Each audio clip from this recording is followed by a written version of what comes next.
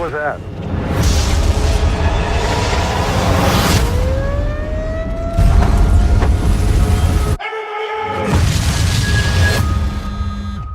You heard about the cave-in?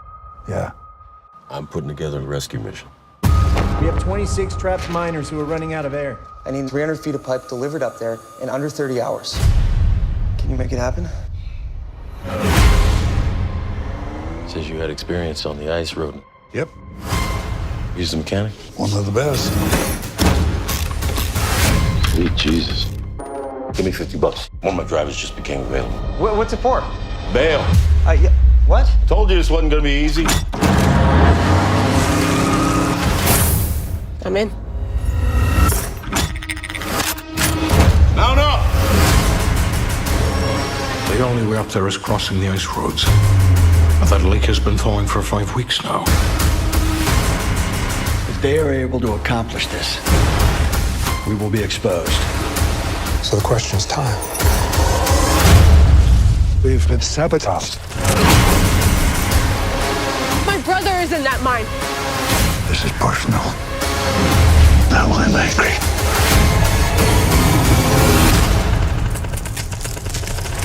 What the hell was that?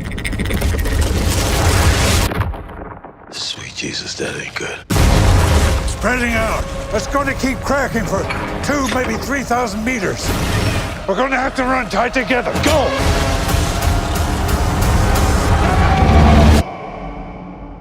Cut me loose or you're all going in! There's no time. Is anybody out there? We're coming. Just hang on.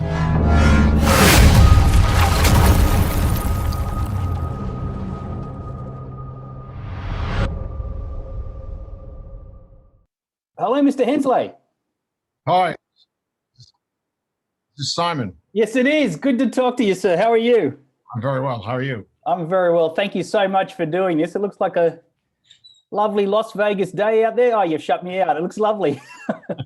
I was just getting a bit of a better lighting here. I was being my own cinematographer. Always the director, always the DOP. Yeah, no, it's lovely to talk to you. Before we get started, congratulations on the film. It's great fun, and I had to watch it on the laptop, of course, but I'm very excited to see it on the big screen. It's going to be a great big screen film. Oh, thanks very much. I mean, it's very interesting for me because this is my first film that's had a streaming audience. Uh-huh. So we're living in that world right now, and with the business model of theatrical distribution having problems before COVID, and now having COVID contributing to those problems, we have a very interesting future in front of us. We don't really know. We think here that theatrical distribution will not fade away, but it's going to be still more for films like Marvel stuff and James Bond, and then hopefully some smaller action pictures like Ice Road. I think of the Ice Road, the vistas, for instance, the big, the 235 wide anamorphic that we shot it in, for instance, I think is good for a big screen. You know? Oh, for sure. Absolutely. Yeah. And you know, we'll jump straight into it, I guess. I want to talk about the star of the film, and I'm not talking about your man, Liam. I'm talking about this incredible frozen landscape. It's so foreign to Australian audiences. What was it like to shoot in Winnipeg in winter? I've been through difficult shoots before, and we knew that it was going to be trying, to say the least, you know.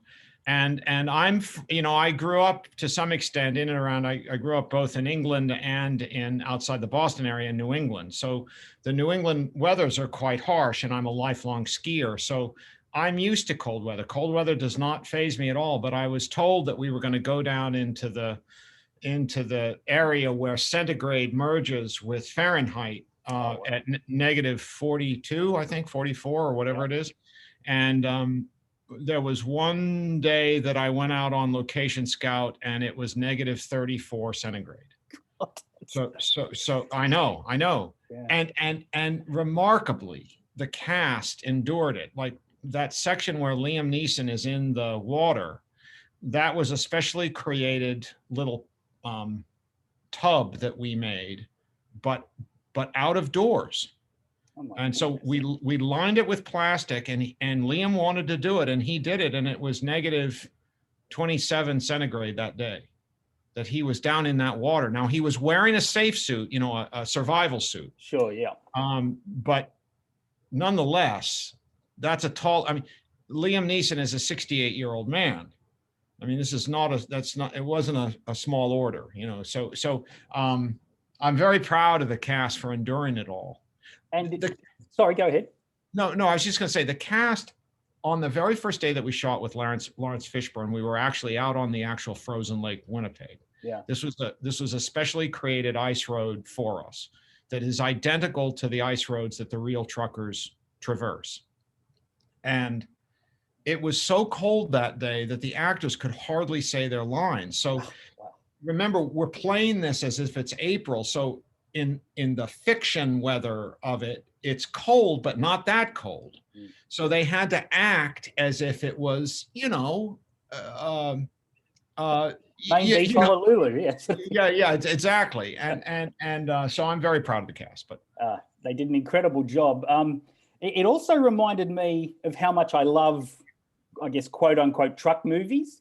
And I guess more precisely, how much I love trucks shot well for the big screen, like Friedkin Sorcerer and Duel and what George Miller did with the Mad Max films. These are some of my favorite movies. And you and the team pull off some incredible stunts and some incredible shots with these giants. Well, thank you very much. I mean, again, the picture like this is only as good as your support group around you. And my department heads were just stellar. Mark Vancelo, who was stunt coordinator and the long-term double for Liam Neeson, he was instrumental in that. John Leonetti, a long-term associate of mine, colleague of mine, John serves really as the conduit between first and second unit. So we were able to do a matching of our first unit material with the real actors and our stunt people, our stunt personnel. The way that was achieved was through the remarkable efforts of our practical effects team that rigged real Kenworth cabs atop a Ford 550 pickup truck. Oh, great. So we were with a stunt driver driving the pickup down below. So Liam could sit behind the wheel of the Kenworth cab, acting as if he's driving, and we could have those guys, the snowmobile guys, battling it out, while the whole contraption was being driven at fairly high speed down those roads by a stunt driver. And then we were able to match that with the real rigs on the same roads. That's so pretty it was cutting edge stuff for that's amazing. For 18-wheelers, some of the stuff was film history stuff. It was stuff that's not really been ever done. Wow. And 18-wheelers have never been allowed onto frozen lakes where they're smashing into each other the way we did. That was a first. Yeah, and they were incredible stunt scenes. That sequence is amazing. And I guess that's what I love about your films, and this film particularly, but your films. There's a genuine physicality about the what's up on screen. There's this, it's not going to be the best poster quote, but there's a real world sturdiness about the characters and the setting and the plotting. There's a few CGI moments, but generally this feels like a very in-camera kind of production. Thank you very much, because it's absolutely intended, and it comes from a general cinematic or filmmaking philosophy. I have nothing against computer-generated images. My career goes all the way back. I started my career with George Lucas, who owned Industrial Light and Magic, who founded that company. And so many of Steven Spielberg's and George Lucas's productions, you know, I was a writer on Young Indiana Jones Chronicles, where we were doing sort of kind of low rent CGI in its when CGI was just starting, when in the infancy of CGI. And Jumanji, of course. So and Jumanji with Joe Johnston coming in that way. And that was Jumanji was considered a radical advance of CGI. In fact, the Industrial Light and Magic tests for the elephant and the rhinoceros in Jumanji were being done at the same time that the dinosaurs for Jurassic Park were being done. Yeah, I remember a very famous interview or a very famous quote where they said, you can sort of do what you like with dinosaurs because the human eye doesn't know what it's seeing with dinosaurs, but when you're talking about zebras and giraffes and elephants, the human eye will pick up instantly. So Jumanji had to be even better than a lot of the stuff. That's very interesting. So again, there has been an awful lot of discussion amongst cinephiles, filmmakers and film fans, and this about the nature of CGI and when CGI works and when it doesn't. And this whole notion that the CGI images can't defy real world physics, and that you have to have always a sense of heaviness and weight and all of these issues. We've been grappling with this now for really a couple decades. So a film like this, I said, look, we're going to shoot this in February. We're going to have real trucks. We have actors who are gamers, you know, they're willing to do it, to go for it. So why don't we just shoot this thing in camera? Why don't we just go for it? And any CGI we use, we'll use to enhance rather than just to fake it all. I mean, all of those shots through the windshield in a normal film, all of that's normally done with green screen. You film all that inside the cab on a soundstage, and then you put in all the images of the passing ice road outside the passing windows. All of ours are real. That's everything shot out the windshield is the real frozen Lake Winnipeg. So that in that sense, it's a radical film in 2021. But I'm down with it. I'm glad you recognize it. It's gratifying to me. Oh, I look for it in film. So much of what I have to do as a film reviewer and a film watcher is to sort of just go with the brilliant work of CGI artists, but knowing it's not real. So to see it on screen, I instantly recognized that this looked like it was a tough, real shoot. So I'm also intrigued by the contrast in the environments, the big open space, and then the miners trapped underground, and then the big open space again, and the cabin of a truck. There's this very skillful film language being employed in what's essentially like an action movie crowd pleaser. Again, thank you. It was all designed, and that was we had a tragedy on the film after we finished principal photography, in that the brilliant production designer Arv Grewal tragically died after a few months after we wrapped film. But Arv was wonderful, and we talked at length about the claustrophobia of the mine giving way to the massive expansiveness of the ice road, and so all of that was planned. The mine itself was a practical build. We built it so Arv faked that, you know, as so many of these subterranean cavities are faked in film. But they did a wonderful job. I thought that I went down in a couple of these diamond mines, and if I were to show you my photographs that I brought back from the diamond mines, you wouldn't be able to tell between the actual diamond mines in our set. So they did a very nice job of doing that. But yes, that movement back and forth between those two environments was absolutely part of our plan. You know, I guess let's talk about Mr. Neeson. He comes on board bringing this very unique screen quality he has, this tender, tough guy that he's made his own. How was working with someone with his experience? And I guess the same goes for Lawrence Fishburne. I'd like to think, and forgive my language, I'd like to think this was a no bullshit kind of production.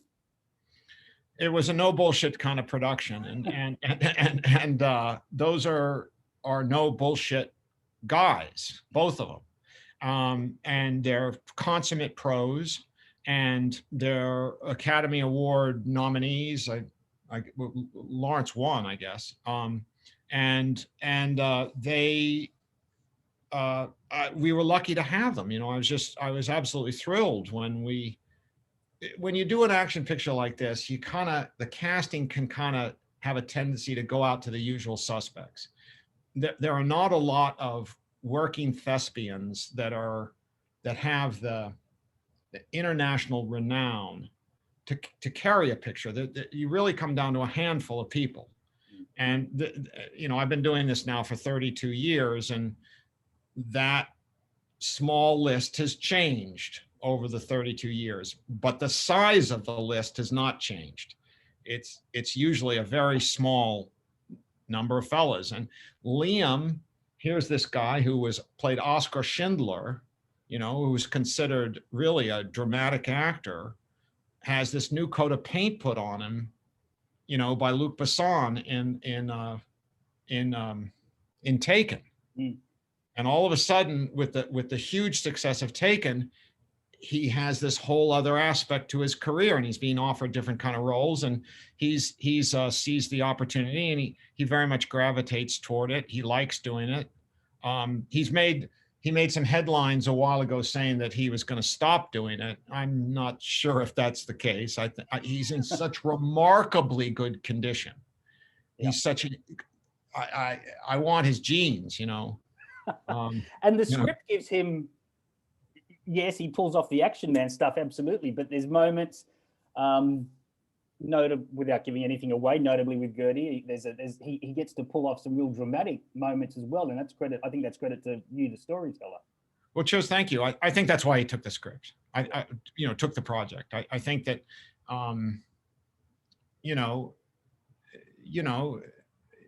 it's hard to say. I see a lot of these projects running around Hollywood, you know, so I'm able to kind of understand what actors are willing to do and what they're not willing to do. So you got to give them some meat on the bone. You've got to give them dramatic scenes. Otherwise, you're never going to have a chance of getting the top guys.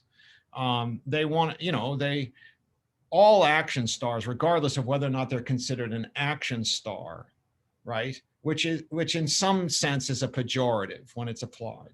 Sure. Regardless of that, they're real actors, all of them, and they want to, you know, they want something to play. So yes, I'm very pleased, and I'm very pleased with Marcus Thomas playing Gertie. Mm.